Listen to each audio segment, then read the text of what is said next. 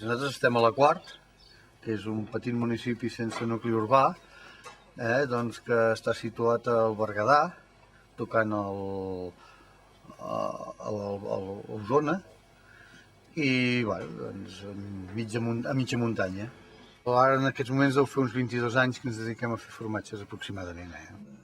Vam fer aproximadament uns 150 quilos de mató a la setmana, de promitja, de mitjana, i de formatge vam fer uns altres centenar de quilos a la setmana. Llavors de formatges, en quant a el que és, fem mató i formatge fresc, que és amb el mateix tipus de pasta, doncs és amb llet pasteuritzada, llet morta, diguéssim, i llavors fem formatge tendre, formatge madurat, que és el mateix, formatge l'únic que un el venem en una setmana o dues després d'elaboració, i el madurat doncs, sol tenir al voltant entre 6 i 12 setmanes, depèn de l'època.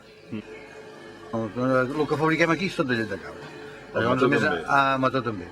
Llavors nosaltres a més distribuïm a la comarca doncs, formatge d'ovella i iogurts d'ovella, però que els havíem començat a fer aquí i des de ja fa un parell d'anys doncs, ens els fan i nosaltres els distribuïm.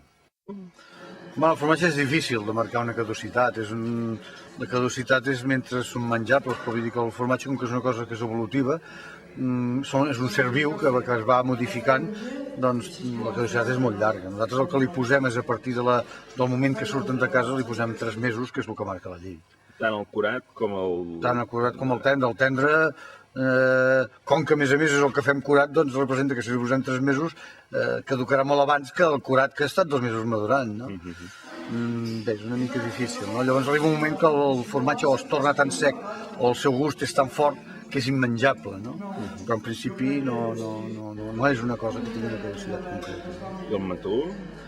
El mató sí. El mató, el ser llet morta, no és un element viu, sinó que és un element mort, i llavors a partir són 8, 10, 12 dies. Nosaltres li posem 10 dies de caducitat, en solen durar, si no ha perdut la cadena de fred, solen durar doncs això 14 o 15 dies fins que no es tornen agres. Ara si perden la cadena de fred duren menys fins que no pas la caducitat.